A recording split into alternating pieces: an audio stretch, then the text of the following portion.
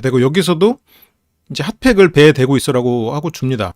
이게 참 쉽지 않은데 이게 알고 주는 것도 쉽지 않고 저거를 이제 언급하는 것도 근데 우연찮게 알게 됐겠지. 뭐 이제 편의점 가가지고 뭐 알게 됐을 수는 있는데 그래도 저런 걸 배려하는 게 참 원래는 쉽지 않죠. 그래서 이제 현숙 씨는 좀 놀란 표정이죠. 왜냐면 이런 정도로 배려를 받을 수 있을 거라고 생각을 못했기 때문에. 근데 이제 이런 배려를 이제 유지를 할 수 있어야 될 텐데. 근데 이제 여기서도 상철 씨가 잠깐 오면서 그런 진통제 같은 걸 줬었나 봐요. 거기서 막 티를 냈다기보다는 편의점에 이제 같이 갔어야 됐고 여기서는 이제 아무래도 숙소 생활을 하다 보니까 갑자기 왔다 갔다 하기가 쉽지 않고 그냥 거기에서 숨기기가 약간 애매했을 수도 있어. 뭘 살 때도 뭐 사게 하면서 같이 고르고 막 이랬는데 현숙은 잠깐 나 뭐 좀 살 거 있으니까 좀 절로 가줄래? 라고 말하기도 애매할 거 아니야. 고르면서 거기에서 이제 자연스럽게 알게 됐거나 이제 그랬겠지.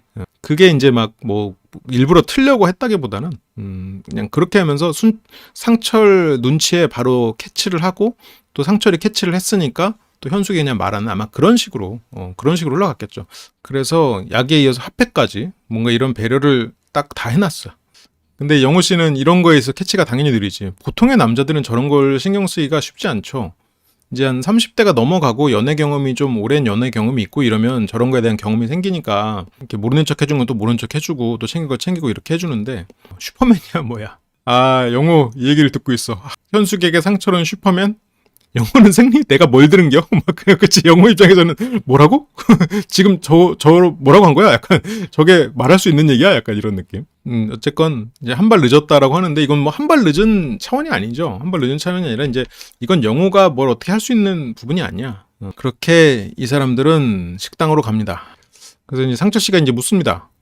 지속적으로 현숙님 선택하는데 어떤 매력이 있는 거냐? 너는 현숙이 어떤 점이 좋은 거냐? 예뻐서. 아, 이게 뭐 너무 순수하게 그냥 명확하게 말을 해버리니까 딱히 할 말이 없어. 뭐 차라리 그냥, 면모도 훌륭하시고 이러면서 하면은 약간 거기에서, 아, 뭐예요. 그냥 얼굴이 이뻐서 좋아하는 거야. 이렇게 차라리 뭔가 거기에 대해서 차라리 뭐 놀리듯이라도 말을 하겠는데 그냥 예뻐서라고 그냥 대놓고 딱 말을 세 글자로 말을 해버리니까 거기서 뭐, 그렇구나라고 하고 넘어가야 돼. 그러니까 이제 현숙 씨도 민망하고. 아, 은근 상남자라고? 그렇죠. 이제 필터 없지. 날것의 그대로를 보여주는 영호식 화법. 이건 지금 상철 씨가 그 어필을 하는 거지. 나는 첫날에 현숙을 나는 첫인상 선택을 했다. 내가 첫날 마중하러 가기도 했고 지금 여기서도 영호에게 견제를 하고 있는 거야 실은. 물론 선의의 경쟁이긴 하지만 상철 입장에서는 영호한테 나는 현숙과 처음에 마중하러 갈 때부터 첫인상 선택 그 이전부터 이미 나는 현숙이 눈에 들어왔었는데 너도 그랬냐? 라고 묻는 거지. 근데 상철은 지금 영호가 그 정도까지 아닌 걸 알거든. 그래서 현숙님한테 편지를 드리긴 했지만 내가 비록 그 첫 등장은 아니고 첫 만남 때부터 마음이 가긴 했지만 그래도 편지로 내 마음을 표현했다. 그렇게 좀 어필을 하고 있었죠. 그러니까 상철이 편지를 줬다고? 그래서 이제 강적이라고 하고 영호는 또 상철님의 강적이죠. 뭐 이런 덕담들이 오고 가는데 그러면서 상철 씨가 또 한 번 현숙 씨를 앞에 두고 영호 씨를 살짝 견제하는 그런 질문을 합니다. 연상만큼은 안 된다라고 꽤 단호한 모습을 보였었는데 강력하게 그렇게 현숙 씨도 그렇게 얘기했다. 현숙 씨 입장에서도 조금 그게 조금 서운함이 있을 만한 포인트긴 하지. 근데 이거는 영호 씨가 지금 잘못 잡았어. 내가 그렇게까지 강력했던 건 아닌 것 같은데? 라고 가는 것보다는 그거는 이제 내가 조건을 보고 누군가를 만날 때의 이야기고 지금 너는 네가 그런 어떤 조건을 가지고 있어도 나는 상관이 없게 됐어 라고 약간 그렇게 가야 돼. 여기서 근데 이제 그때 일부러 그때도 마음에서 단호하게 말 안 했어 이렇게 약간 그런 게 난 그렇게 말한 적 없어 이렇게 돼버리니까 그러니까 현숙 씨도 아니야 연상은 뭐 가급적 안 만나고 싶다 계속 이제 말려들잖아 지금. 그렇죠. 팩트를 부정하진 말아라. 그건 맞는데 그건 이런 뜻 또 있어 라고 우회하는 거기에 대해서 프레임을 좀 전환시키는 그런 식으로 가야 이게 대화에서 내가 불리한 쪽으로 안 흘러가. 근데 그 팩트 자체를 부정해버리면 거기서는 이제 계속해서 이 사람 상대가 지기 싫어진단 말이야. 그런 마음이 들고 그 팩트 자체가 자꾸 또 올라오면서 내가 할 말이 없어져. 그리고 내 신용도도 떨어지고. 그럼 나 궁금한 거. 자기소개 이후에 현숙도 아닌 영숙을 선택했다. 그래서 자기소개 때 듣고 답변이 마음에 들어서 이제 영숙을 선택했다. 현숙 입장에서는 좀 홀가분해지는 거지. 상철이 잘 찔렀죠. 근데 영숙님에 대해서 공식 질문 마음이 들었다. 연인 간에 서로 싸웠을 때 어떻게 하는지. 그때 영숙 씨가 또 한 말을 영호 씨는 다 기억하고 있어. 역시 머리가 좋아요. 근데 현숙 씨 입장에서는 영숙에게 마음이 있던 건 사실이구만. 그렇게 생각을 하겠지. 그렇게 상철은 단둘이 좀 얘기를 하고 싶은 그런 상황이에요. 같이 이제 1대2 데이트에서는 이 정도면 됐다라고 생각을 하겠지. 그리고 상철도 아마 여기서 이제 영호를 좀 공격하는 것 같은 그런 멘트들이 나왔는데, 영호가 실은 그렇게 말을 잘하는 사람은 아니잖아요. 좀 막 분위기를 리드할 수 있는 사람은 아니니까 상철은 영호를 대화의 장에 끌어들이려고 이것저것 질문하다가 그런 질문도 나왔을 거라고 봐요. 나름의 상철은 배려를 한 포인트지. 쪼록쪼로록 할 얘기가 많이 없지? 할 얘기가 없으면 만들어야지. 뭐 아까 음식은 어땠어? 아니면 뭐 이거 뭐 마시는 거야? 뭐 할 얘기가 뭐 수두룩 빽빽이잖아. 여기 꽃병도 신기하네. 여기 뭐 철망 같은 걸로 해가지고, 아니 뭐 이런 철망 같은 걸로도 만드네? 신기하다. 현숙 씨 옷이랑 이것도 비슷하잖아요, 색깔이. 이거 비슷해가지고 몸이 떠 있는 줄 알았어. 이거는 근데 좀 친할 때 드립 쳐야겠다. 뭐 그럴 수도 있고. 근데 뭐 여기서 할 얘기가 많이 없지는 진짜 최악이야. 침묵보다 못한 것 같아. 할 얘기가 많이 없지는 할 수 있는 얘기조차 없애버리는 것 같아. 오늘 내가 선택해서 좀 부담스러웠을 텐데 한편으로는 좀 미안한 마음도 있어요. 이렇게 시작하는 것도 좋지. 이미 거절을 했기 때문에 거절을 받아서 이미 이런 말이 나올 수는 있겠지만, 그러면 차라리 그 마음을 솔직하게, 아까도 거절 당했는데 내가 또 이렇게 시간을 갖게 돼서 한편으로는 미안한 마음도 있어. 그래도 나한테는 이게 마지막 기회가 될 수도 있을 것 같아서 그래도 용기를 내봤어. 뭐 이렇게 시작할 수도 있잖아. 그러면서 뭐 만화 얘기나 할까? 주제를 정하고 말하는 것도 좀 별로야. 그냥 자연스럽게 얘기하는 게 실은 제일 좋은데, 그러니까 제가 발표 강의나 이런 걸 할 때도 발표를 할 때, 자, 지금부터는 뭐뭐에 대한 얘기를 하겠습니다. 처음엔 시작할 때 그렇게 되지. 근데 다음 장표를 넘어갈 때 그 장표 넘기고, 자, 이번 장표는 뭐뭐에 대한 얘기입니다. 이거는 중수야. 실은 장표가 넘어가는지 아닌지도 모르게 자연스럽게 말이 쭉 흘러가면서 다음 장표로 넘어가야 그게 이제 사람들이 그 몰입도가 안 깨진단 말이에요. 근데 지금 이건 뭐 나쁘진 않아. 나쁘진 않은데 이제 우리 이제 자 만화 얘기 할 시간. 자, 이거는 조금 중수지. 근데 이제 그만큼 지금 대화가 안 흘러가고 있다는 얘기지. 근데 여기서 그럴까? 다시 한번 상대한테 바통 터치. 결국 이거는 뭐 그럴 거는 뭐야? 아무 말 안 하는 건 다름없잖아.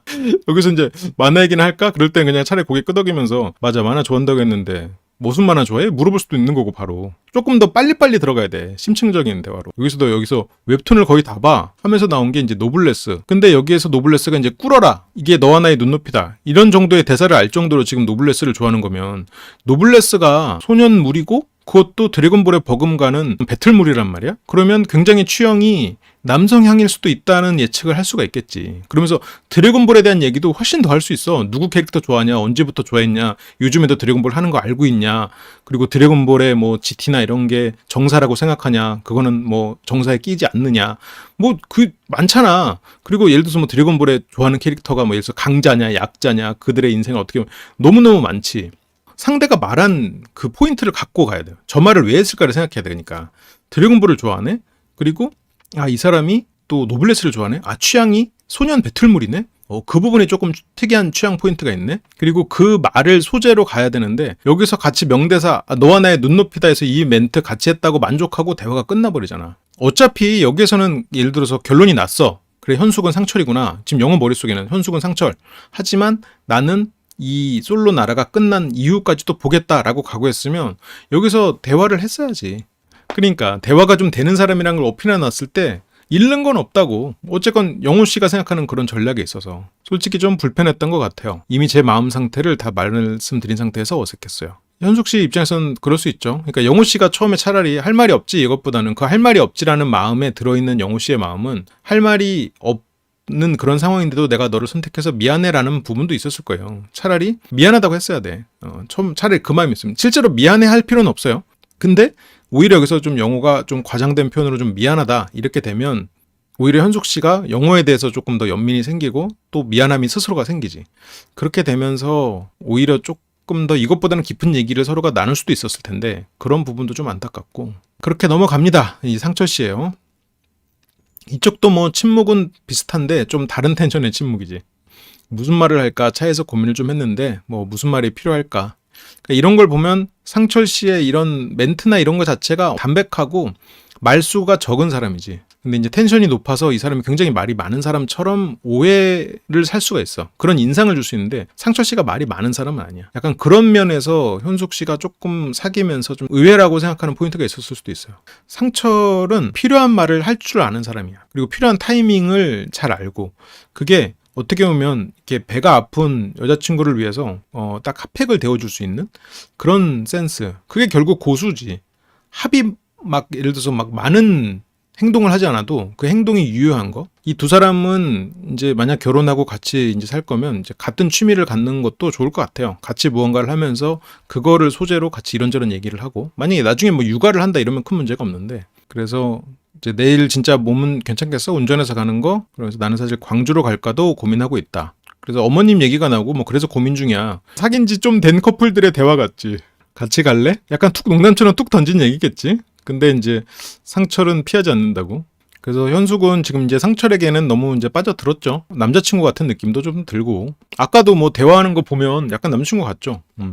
그래서 프로포즈를 가는데 이 두 사람, 이게 아무나 이렇게 하실 분은 하세요 이랬는데 이 두 사람이 이제 하겠다고 한 거죠. 그리고 정확히는 세 사람이죠. 우리는 다 본 입장에서는 아니까. 10시에 출발하고 프로포즈를 준비하고, 이제 이거는 제작진이 마지막으로 이제 배려를 한 거지.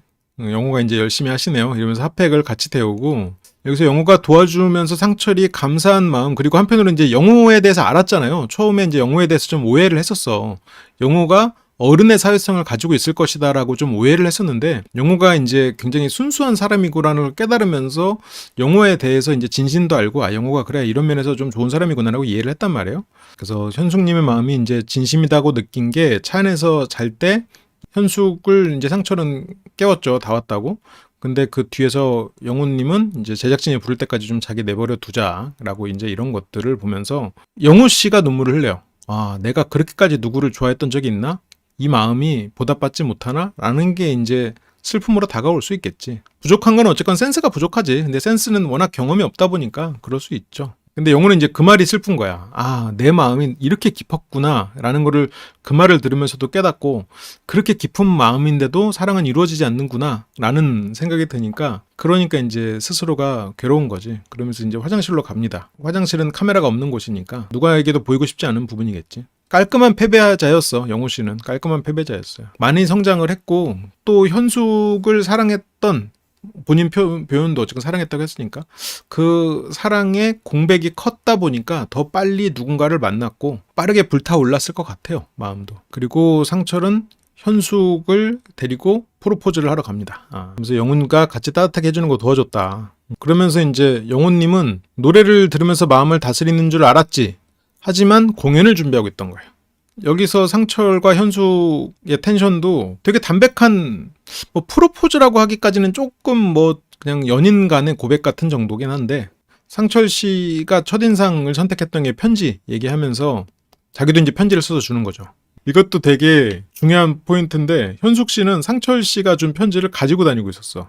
저런 행동을 하는 게, 아, 상철이 생각보다 불안도가 높은 사람일 수 있겠다라는 생각에 상철을 배려하는 행동일 수도 있겠지. 어제 인터뷰 때 좋아해요? 라는 말은 네, 좋아해요. 사랑해요? 한 번 더 만나보면 알 것 같다. 근데 이 사랑해요? 라는 말에 이제 영호 씨는 덥석 물었지. 근데 한 번 더 만나보면 알 것 같다. 이거는 사랑할 수도 있을 것 같다는 얘기고, 사랑해요? 사랑을 할 수 있을 것 같아요. 상당히 이런 표현을 잘했죠. 근데 영호님은 네, 밝게 웃으면서 네 이래버린단 말이야. 그게 이제 또 영호라는 사람의 캐릭터지. 상철 씨는 신중하지만 그런 표현 자체가 세련됐어요. 확실히. 담백하고 세련됐어. 그래서 그 확신을 넘어서 빨리 나가고 싶다. 지금은.